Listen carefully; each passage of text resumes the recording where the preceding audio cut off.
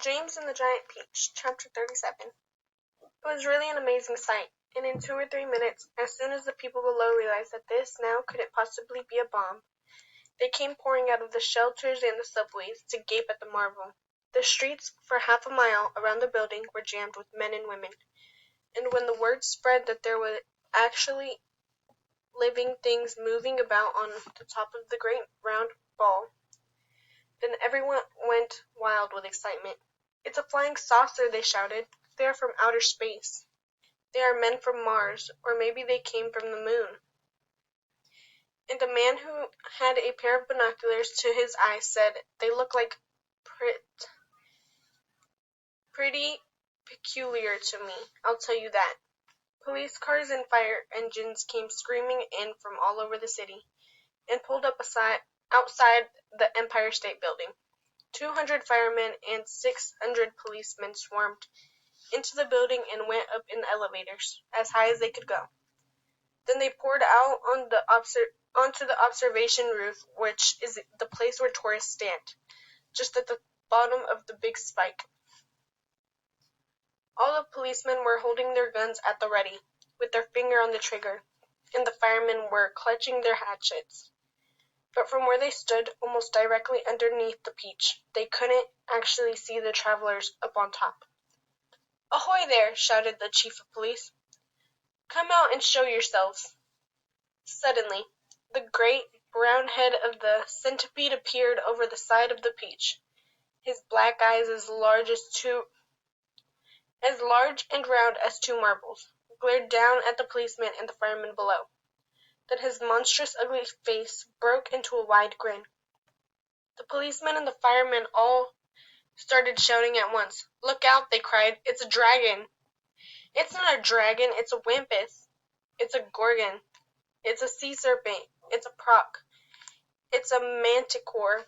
3 firemen and 5 policemen fainted and had to be carried away.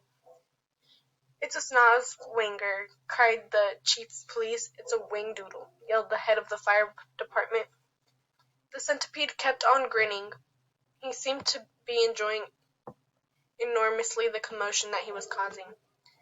"Now see here," shouted the chief of police, cupping his hands to his mouth. "You listen to me. I want you to tell me exactly where you've come from." "We've come from thousands of miles away," the centipede shouted back, grinning more broadly than ever and showing his brown teeth. "There you are," called the chief of police. "I told you they came from Mars." "I guess you're right," said the head of the fire department. At this point, the old green grasshopper poked his huge green head over the side of the Peach alongside the centipede's. 6 more big, strong men fainted when they saw him. "That one's an oink," screamed the head of the fire department. "I just know it's an oink." "Or a cockatrice," yelled the chief of police. "Stand back, men. It may jump down on us at any moment." "What on earth are they talking about?" the old green grasshopper said to the centipede. "Search me," the centipede answered, "but they seem to be in an awful stew about something." Then Miss Spider's large, black, murderous-looking head, which to a stranger was probably the most terrifying of all, appeared next to the grasshoppers. "Snakes and ladders," yelled the head of the fire department. "We are finished now. It's a giant scorpula." "It's worse than that," cried the chief of police. "It's a verminous nid. Oh, just look at this vermicious, gruesome face." "Is that the kind that eats full-grown men for breakfast?" the head of the fire department asked, going white as a sheet. "I'm afraid it is," the chief of police answered. "Oh, please, why does it make someone help us to get down from here?" Miss Spider called out. "It's making me giddy." "This could be a trick," said the head of the fire department. "Don't anyone make a move until I say." "They've probably got space guns," muttered the chief of police. "We've got to do something," the head of the fire department announced grimly. "About 5 million people are standing down there on the streets watching us." "Then why don't you put up on a ladder?" the chief of police asked him. I'll stand at the bottom, hold it steady for you while you go up and see what's happening." "Thank you very much," snapped the head of the fire department. Soon there was no less than 7 large fantastic faces peering down over the side of the beach.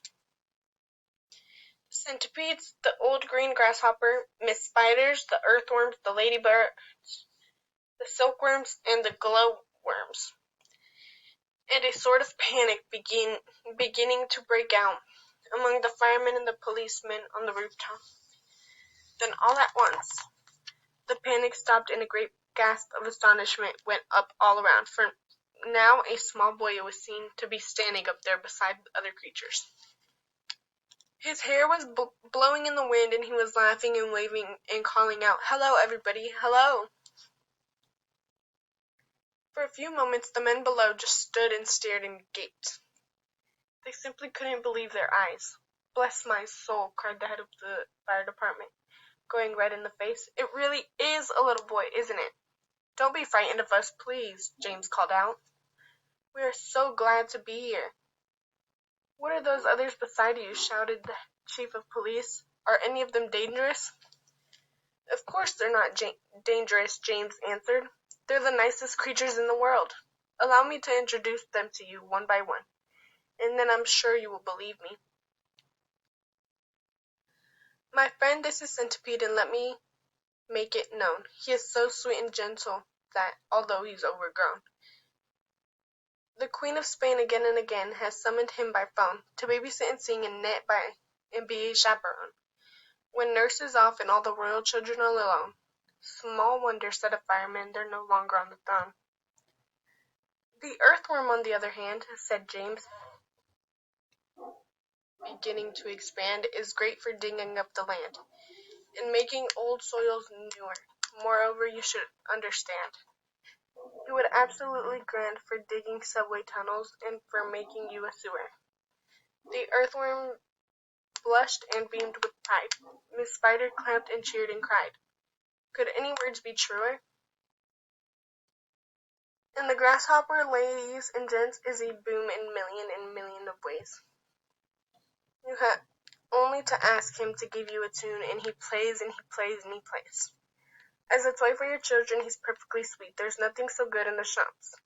You've only to tickle the soles of his feet, and he hops and he hops and he hops. "He can't be very fierce," exclaimed the head of the all cops. "And now, without excuse, I'd like to introduce this charming glowworm, lover of simplicity. She is easy to install on your ceiling or your wall. And although this smacks a bit of eccentricity, is really rather clever, for there are, after you, you will never have the slightest need for using electricity." At which no less than 52 policemen cried, "If this is true, that creature will get some fabulous publicity." And here we have Miss Spider, with a mile of thread inside her, who has personally requested me to say that she's never met Miss Muffet on her charming little tuffet. If she had, she'd not have frightened her away. Should her looks sometimes alarm you, then I don't think it would harm you to repeat at least 100 times a day, "I must never kill a spider. I must only guide and help her, and invite her in the nursery to play." The police all nodded slightly, and the firemen smiled politely, and about a dozen people cried, "Hooray!" And here's my darling ladybug, so beautiful, so kind, my greatest comfort since this trip began. She has 400 children, and she's left them all behind, but they're coming on the next peach of the can. The cops cried, "She's entrancing." All the firemen started dancing, and the crowd all started cheering to a man. "And now the silkworm," James went on, "whose silk will bear comparison with all the greatest skills there are in Rome and Philadelphia. If you would search the whole world through from Paraguay to Timbuktu, I don't think you would find one bit of silk that could compare with it. Even the shops in Singapore don't have the stuff, And what is more, this silkworm had, I'll have you know, the honour not so long ago to spin and weave and sew and press the Queen of England's wedding dress. And she's already made and sent a waistcoat for your president. Well, good for her, the cops cried out. And all at once a mighty shout went up around the Empire State. Let's get them down at once. Why wait?